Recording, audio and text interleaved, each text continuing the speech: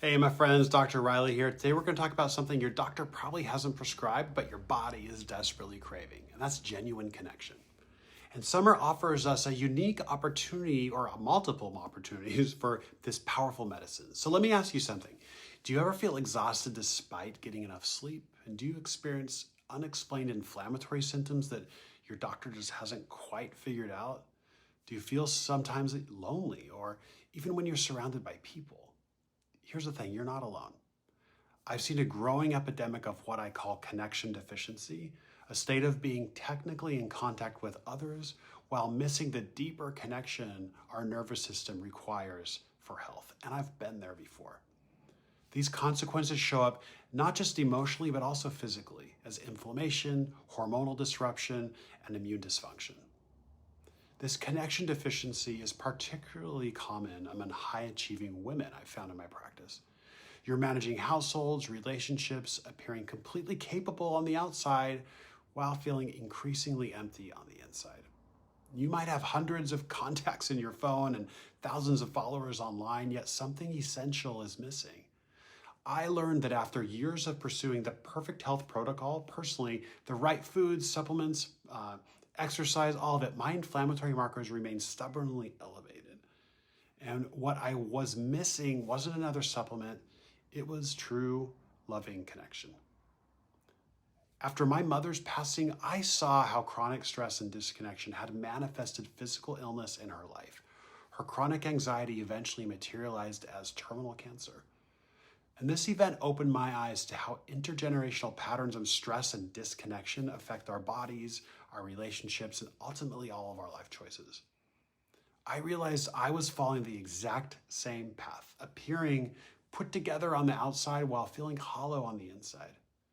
My body was showing the same warning signs through inflammation, exhaustion, and mysterious symptoms that honestly no lab test could quite explain.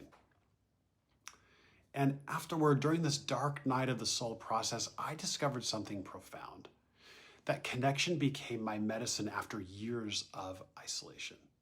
I'd been so focused on perfect protocols that I neglected fundamental human need for genuine connection with others, with myself, and with nature. The breakthrough came when research confirmed what indigenous wisdom has always known. We cannot heal in isolation. Connection isn't just emotionally fulfilling, it's biologically necessary. So this brings us into the science behind it all. The research is fascinating. When we experience genuine connection with ourselves, with others, with nature, here's what's happening physiologically. Social isolation registers in our brain similar to physical pain, triggering inflammatory responses. Authentic connection activates our parasympathetic nervous system, sending safety signals throughout our body. Secure relationships actually reduce inflammatory markers in our bloodstream, as powerful as many medications can be. This isn't subjective or anecdotal, it's actually measurable. And using tools like the organic acids test, we can actually see how our biochemistry shifts in response to connection and isolation. This comprehensive test measures markers of inflammation, stress hormone metabolites, and neurotransmitter balance, all of which are directly impacted by connection status. So let me dive in a little bit deeper here. Studies have shown that loneliness increases inflammatory cytokines like IL-6 and C-reactive protein, the same markers elevated in inflammatory conditions from arthritis to heart disease. One groundbreaking study actually found that perceived social isolation was a stronger predictor of mortality than smoking, obesity, or high blood pressure. And on the flip side, positive social connection decreases these inflammatory markers while increasing heart rate variability, which is a key measure of nervous system health, and improving immune function. When we experience authentic connection, where we feel truly seen, heard, and accepted, our bodies produce oxytocin, which has direct anti-inflammatory effects. Even brief experiences of genuine connection can create measurable changes in our physiology. A 20-minute conversation where you feel truly heard, understood, can reduce cortisol levels for hours afterward. A weekend with close friends can reset your nervous system in ways that persist for weeks. And how do you know if connection is actually contributing to your disconnections and contributing to your inflammation, you can pay attention to these signals. So number one, health issues that don't respond to physical interventions alone is a big key. Feeling depleted despite adequate self-care practice, and something's really missing. Chronic inflammation without a clear physical trigger is a big clue. A persistent sense of isolation despite social contacts, so pervasive these days. Perhaps most telling is when your symptoms improve after experiences of genuine connection. This isn't coincidence, it's your body responding to medicine it desperately needs. So here's some specific markers of connection deficiency. Physical signs like unexplained fatigue, increased pain sensitivity, frequent minor illnesses, digestive issues, sleep disruption. And emotional signs can be feeling emotionally flat, even during supposedly enjoyable activities, heightened reactivity to minor stressors, persistent low-grade anxiety, feeling like you're going through the motions in relationships. Behavioral signs might look like checking your devices, your phone, right? During face-to-face interactions, feeling relief when plans are canceled, like, oh, thank goodness I don't have to go, right? Maintaining a curated persona that differs from how you feel inside, so our Instagram life and our real life. Avoiding vulnerability, even in trusted relationships. And if these resonate with you, your body may be experiencing the inflammatory effects of connection deficiency. But here's the paradox that many of us face. We're actually more connected nowadays than we ever have been in the past through technology, yet experiencing unprecedented levels of loneliness and disconnection. So what gives, right? We have more ways to connect with others, but fewer experiences of being truly seen and known. And this creates what I call performative connection. We go through the motions of a social interaction without the physiological benefits of genuine connection when it's all online. Our bodies know the difference, even if our minds try to convince us otherwise. For high-achieving women especially, connection often becomes another item on the never-ending to-do list. We might network rather than build relationships. Maybe manage social obligations rather than enter into them fully. Might maintain surface-level pleasantness while keeping authentic experiences private. This approach might work for our careers, right? But it fails our biology. Our nervous systems and immune function require more than managed interactions. They actually require authentic connection. And summer, the season of summer, provides unique opportunities for the medicine of connection. The longer days, the outdoor gatherings, the cultural permission just to slow down, create an ideal environment for this healing practice. And summer naturally reduces certain barriers to connection. Physical barriers might look like warm weather, means more outdoor gatherings where connection can happen more easily. Patios, parks, benches become natural environments for face-to-face interaction that our nervous systems crave. Time barriers such as longer days and vacation time create more opportunities for unhurried connection. The summer evening that stretches until after 9 p.m. offers a different quality of interaction than the rushed dinner on a winter night. Psychological barriers can mean like there's a cultural permission in summer to prioritize enjoyment and connection. The summer vacation mindset, even if just adopted for a weekend, creates openings for authentic connection that might feel indulgent in other seasons. So here's your summer connection prescription. 3 types of connection that research shows directly affect and reduce inflammatory markers look like connection with others. So again, summer bringing people together, but it's about quality, not quantity that matters, okay? Schedule time for meaningful face-to-face interaction. So picnics, beach days, evening walks where devices are put away and genuine presence is prioritized. Vulnerability is really the key pathway to immune-regulating connection. You can create a connection ritual with someone that you trust, perhaps a weekly sunset walk or morning coffee on the porch. And establish a device-free zone during these times and practice sharing one authentic experience rather than staying in surface-level conversation. Remember, it's not about the number of interactions, but their quality. So a 30-minute conversation where you feel truly heard has much more healing power than hours of superficial small talk. You can connect with nature. So summer offers abundant opportunities for nature immersion. Research has shown that forest bathing reduces inflammatory markers and improves immune function. You can plan on regular green baths, time in nature where you engage in all your senses in the environment. Whether it's a hike through the woods, gardening, or simply sitting beneath a tree, these experiences create physiological changes that directly combat inflammation.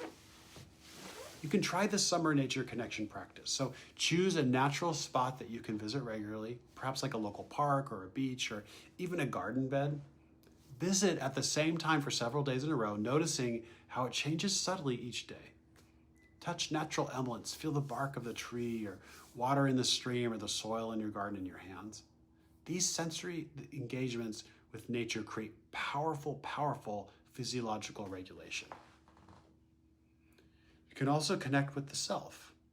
So in the midst of summer's social opportunities and the hustle and bustle, don't neglect connection with yourself. You can create daily rituals of self-attunement, perhaps morning journaling on the porch, evening reflection as the sun sets, or even mindful movement that helps you inhabit your body fully.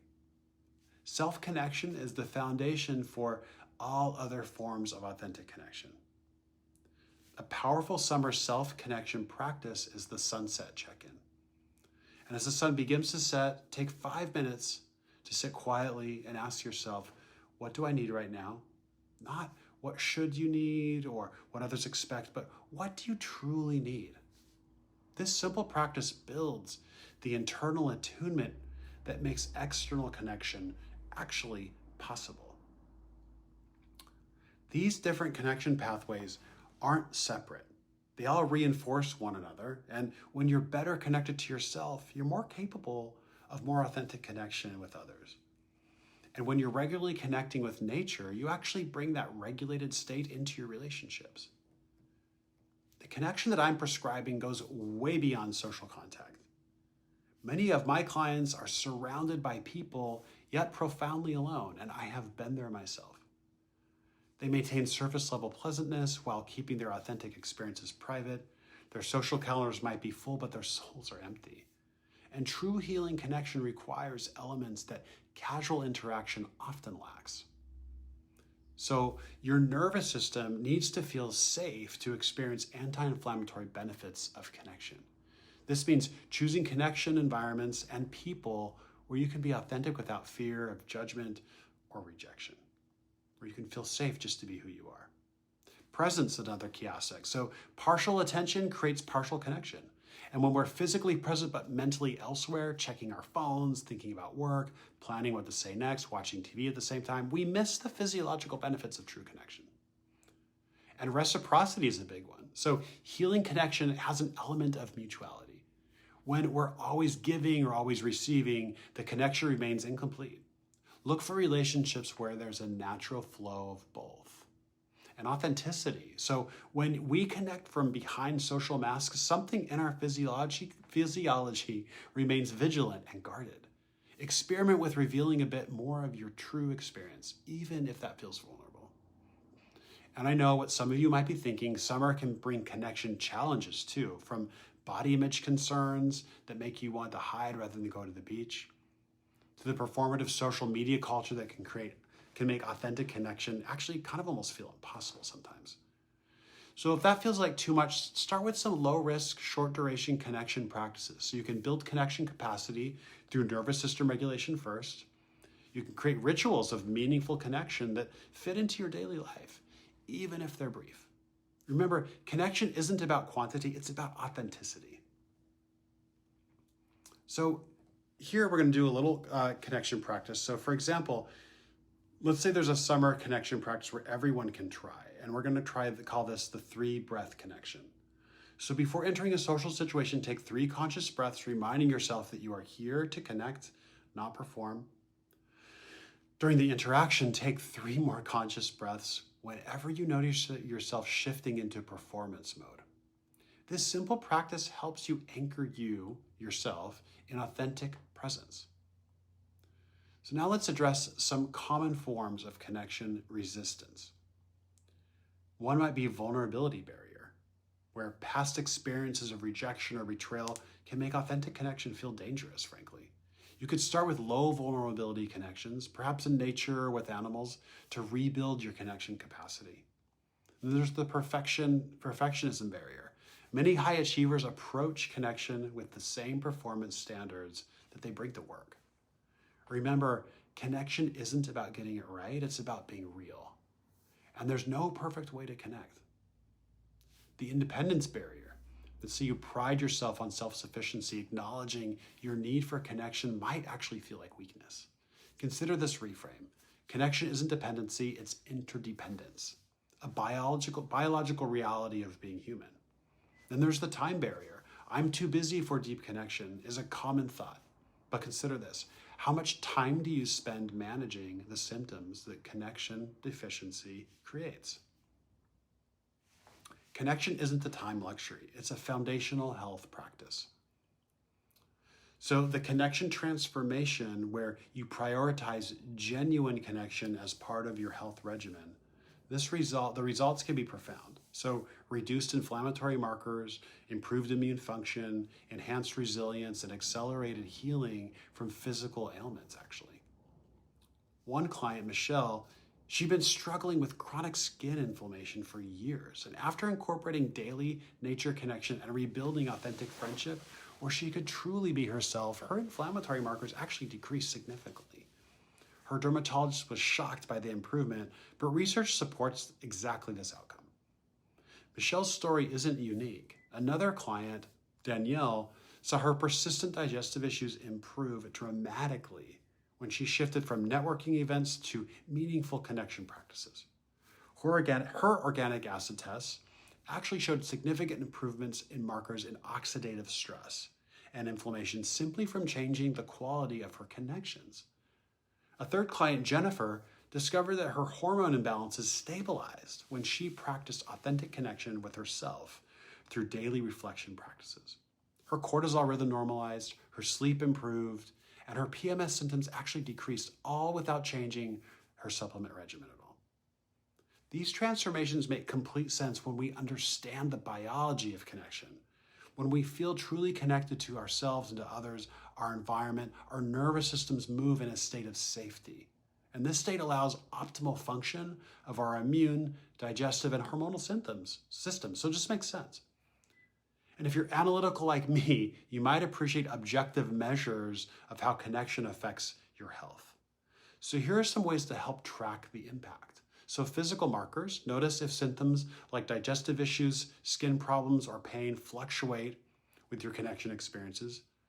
Many clients have discovered patterns, so inflammation that improves after authentic connection or worsens during periods of isolation. You could have emotional markers to track. So you could track your emotional resiliency, anxiety levels, and sense of well-being in relation to different types of connection. You might notice that a genuine conversation with a friend creates emotional regulation that actually can last for days. And then there's objective testing, of course, also. So the organic acids test is one of my favorites. It can provide biochemical evidence of how connection affects your health. It measures oxidative markers, neurotransmitter metabolism, mitochondrial function, all of which respond to your connection status. This week, I invite you to approach connection as medicine. Choose one form of connection with nature, with others, or with yourself, and give it the same priority you would other health practices. So if this video resonates with you, I would love to hear more comments down below. Again, thank you for tuning in.